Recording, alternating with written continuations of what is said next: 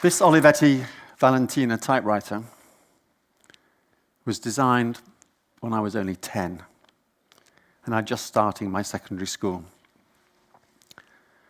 So although I was taught the core skills of drawing and making beautiful things, this was happening. We were learning that design was not just about drawings and beautiful things, it was about ideas that would improve and enrich our lives as human beings.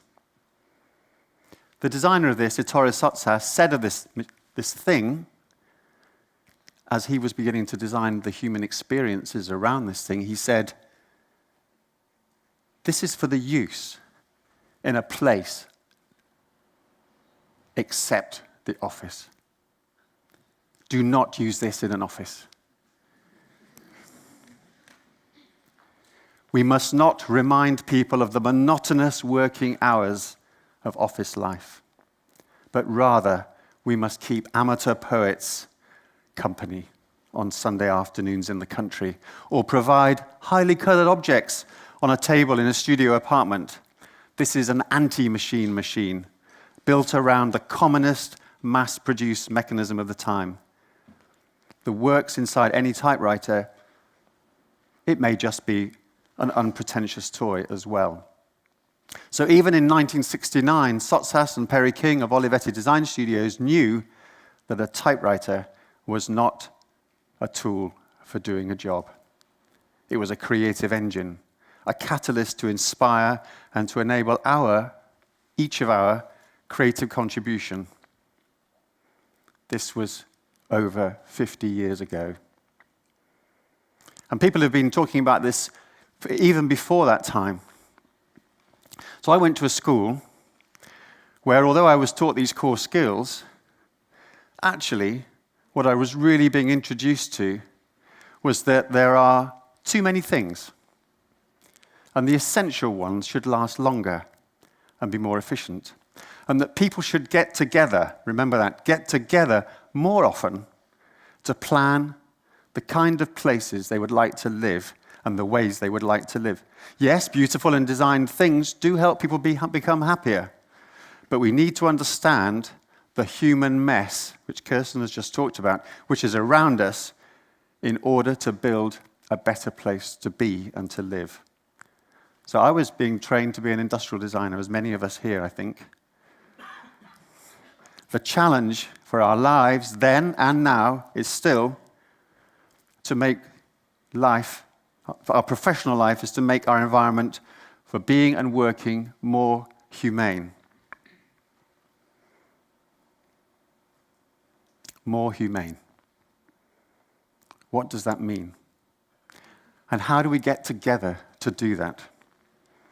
So strangely, although we knew that design should concern itself with new ideas, the future of the human experience, and the new ways of creating value, how we do business, how we exchange value, and even the new forms of trade, as I say, most people even today and in this room are still obsessed with the idea that design is about drawings and beautiful things to make money for someone else. We need to co-create our preferable, desirable futures that are meaningful to us. Innovation and design needs to change if it is further to enrich our culture in order to respond to a new world, new economies, new technologies. People are not pigeonholed. No one here is the same as anyone else. We're not pigeonholed to any time, to any place. People need to participate in their own future according to their own values, their own vulnerabilities, as we've heard, and their own beliefs, and their own alarms. This form of design needs to change. We need to drive new qualities of life to exploit emerging, intelligent, and adaptive and wise technologies, which we'll hear about today, and new economies, new ways of being, to find new meaning. Design and innovation is not business as usual. It is about the future. I want to talk about 3 big changes in design that I've encountered in my life. One is that design is not built on a technological platform, but a cultural one that it involves all our disciplines and mixes them. It's a transdisciplinary discipline, way of being, and that it is open. It requires a community to drive our future. Even in the days when innovation was known from the Doblin Group along these 10 lines, the most important one was here, understanding the customer experience. But even then, it was only 1/10 of the ways of finding new ways of doing things, new forms of innovation. But actually, as we've already heard, this, how we are, not what we do, but how we are, is actually what's important to us. Design needs to drive off a cultural platform, not a technological, not an efficient one, not a business one. Later, 10 years later, 20 years later nearly, I was leading a design program at the Royal College of Art in London. Daniel Weil was the professor before me, and he and I looked very carefully at what it meant to drive the human experience as opposed to the technological one. And we stated that as a university, as a design school, our aim at that time in the late 80s, beginning of the early 90s, was to renew the profession's commitment to the cultural objectives of design, not the technological objectives. As we proposed products, systems, services that had real integrity to the human being, to the human values. And we believed that it was for universities to explore and experiment in order to provide the research, the data, and the new methodologies, the new processes, which would enable practitioners, the new profession, many of us in this room, to respond to those opportunities offered by the new technologies, by the new global agendas, by the new political frameworks. We believed even then, in 1990, and universities, except in this country it seems, don't really believe this yet. It is vital that universities should re-establish themselves as testing grounds and as laboratories for the trial of new perspectives, new approaches that create the new everyday. It should move away from merely understanding the past or what is, and think about how to use that information to drive the future. Now, clearly, what I was learning as a 10-year-old and what I was learning as a 30-year-old were the same lesson. It's amazing how many times I've had to learn this lesson. I want to show you one little example of what I mean by connecting technologies with the cultural. A cultural event. Does anybody recognize what this might be? Give any signals. I don't mind if you speak. No idea. Well, actually, it looks like a piece of architecture, doesn't it? Those orange things look like curtains. The circle in the middle looks like a loudspeaker. Unfortunately, because of the perspective, this does not look like a stage with figures on it, but actually it is. This is an opera scene. This is the proscenium arch. These are the curtains. This is the speaker. This is the program you receive at the opera. And this is the stage. And these are the actors. And this is as they enter the stage. It's a radio. As you turn the stage, the figures come onto the stage through the door. They are the tuning moments. The curtains are the switch. The loudspeaker clearly is the loudspeaker. And the little printed piece of paper is the program that you're listening to. The experience of the opera is something we all recognize, but listening to a grill on a wall has nothing to do with the performance of the music. So we were trying to take the metaphors, even in 1990, to explain and enrich the experience of listening to a very ordinary radio by turning it on, by tuning it, and by enjoying the moment. It was off a cultural platform, not a technological platform. When I joined Philips in 1998, many of you will recognize these, I'm sure, that there were many, many projects that we were looking at which were to do with different contexts of life. There were different visions of a different type of future. And we were exploring, from a cultural point of view, how to use these different technologies in everyday lives. Whether it was to do with how children played, whether it was to do with how we remembered why certain objects were important in our life, whether it was how sight and sound were embedded in the bedroom experience, how we put technology into our clothes with Levi's even in 1990, 8, 9, was it 2000 perhaps? How the cooking experience became a performance.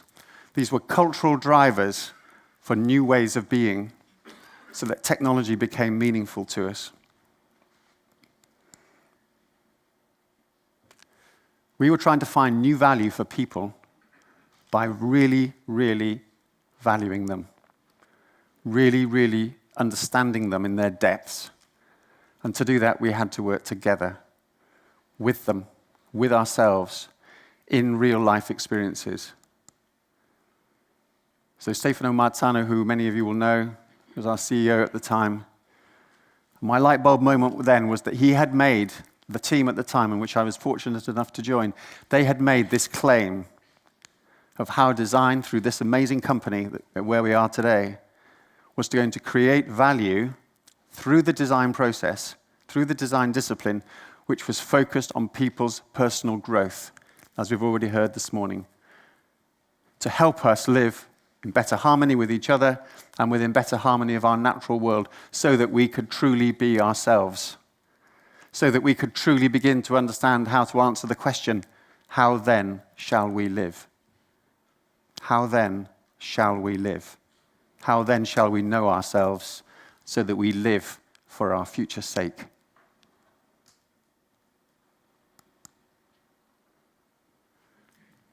The Phillips family understood all this. They understood what it was to work together to imagine new ways of living, new ways of experiencing. And this building is an icon to that.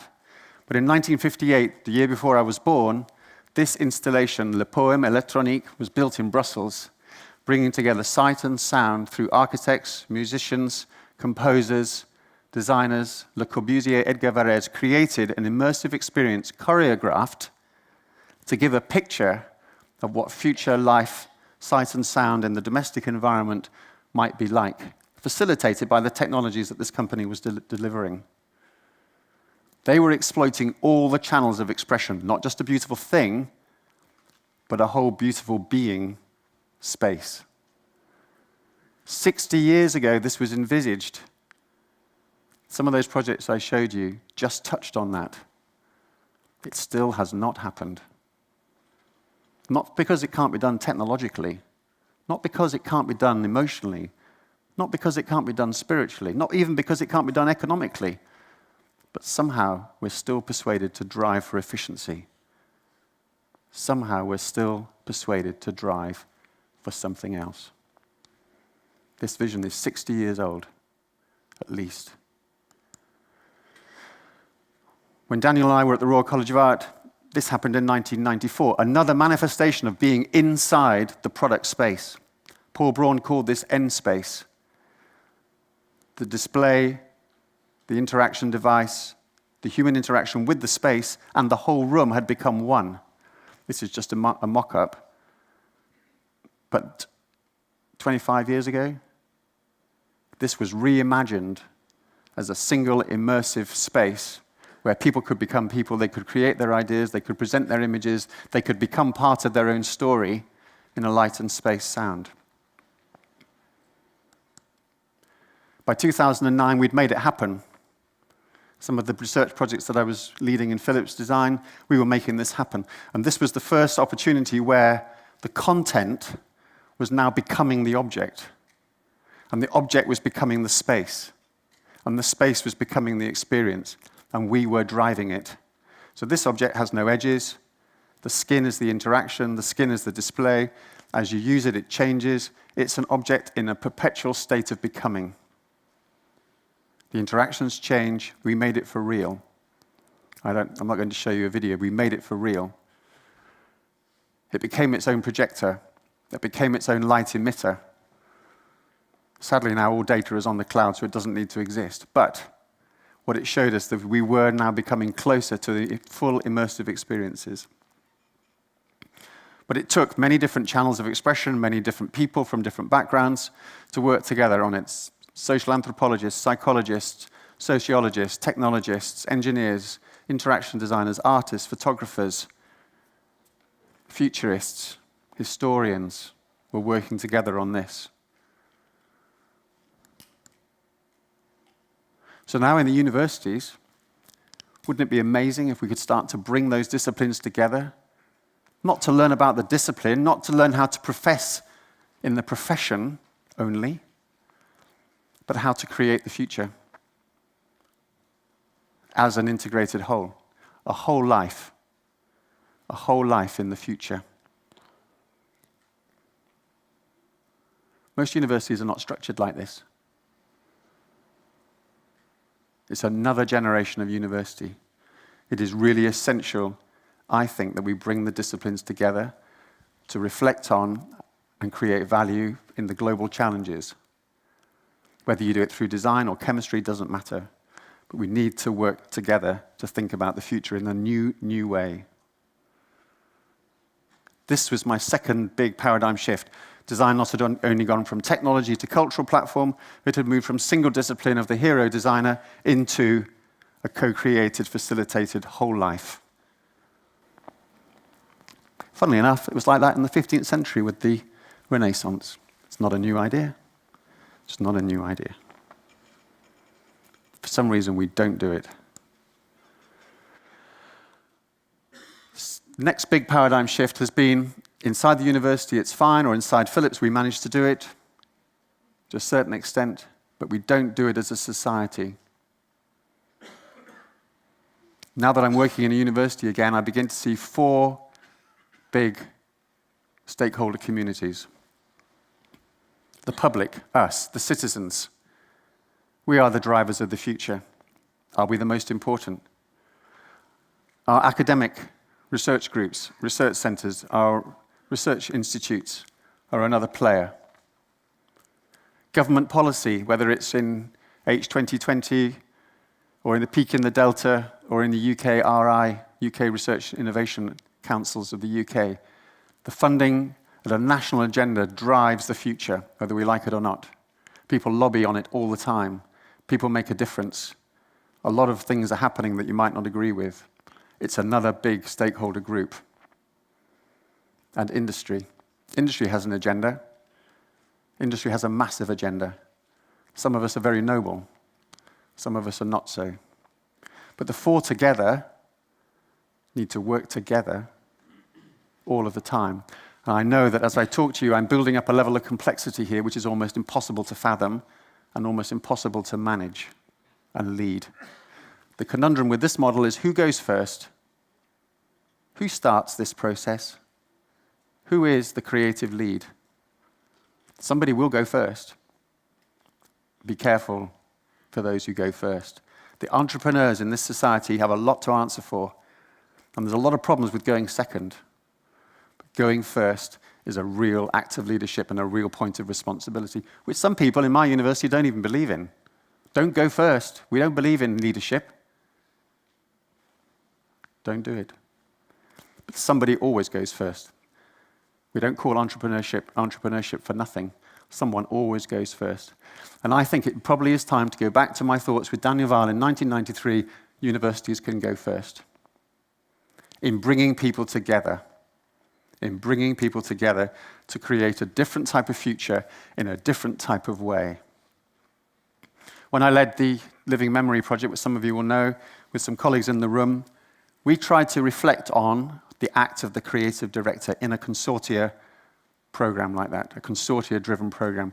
Was there a role? Was there not a role? Was it a beneficial role? We concluded that there was a role and that it was beneficial if led wisely. So I am daring to try in our university, in a new context, to see if we can build a university that can take a leadership position like this. Not just teach the disciplines, not just teach for the professions, not just research in them deeper and deeper and deeper, but bring them together to create a new future about being. However, we're not the only university, because here in Eindhoven there is the great Martin Steinbuch. You might be in the room, and I give great credit to you. Somebody is now telling a story about a new type of excellent university, a university for the 21st century. I can't take you through all this, but if you can see some of it, it talks about the methods, the languages, the attitudes, the controls, and the understanding that was sought in the first generation of universities. Defending the truth, usually the church truth. Then discovering nature, the scientific truth. Many universities are in this space and are now trying to create value, usually research value or professional practice value. But very few universities have got the foresight and the bravery to move to the next space, which is a new type of value, a new type of being, a new type of purpose. And what I'm saying might be very naive, but I know it's happening in this country, and I'm trying to do it where I am. We have different types of people. No one's negated, but we're bringing different people together to make an ecosystem of thinking that is creating something rather than merely understanding what was or what is. We have become disruptors. It's open. The agendas are not hidden. The agendas are not financial. The agendas are about serving the vulnerable, understanding our deeper core values and beliefs. So, I propose a university whose objective is to lead an open innovation through research and education, whose role is to enable, to support value creation with others outside of itself through multi-actor networks, which include industry professionals, of course, scientists, entrepreneurs, artists, and citizens of the future and today. We are those people. We are speaking with each other today. It is our responsibility and our leadership opportunity to go to the future. I call this a creative transformation, an act of creative transformation. And as I say, each of us has a role to play in this. We need to become more creative and more active and participatory in co-creating our future. Whether we're technologists, educators, designers, or everything else.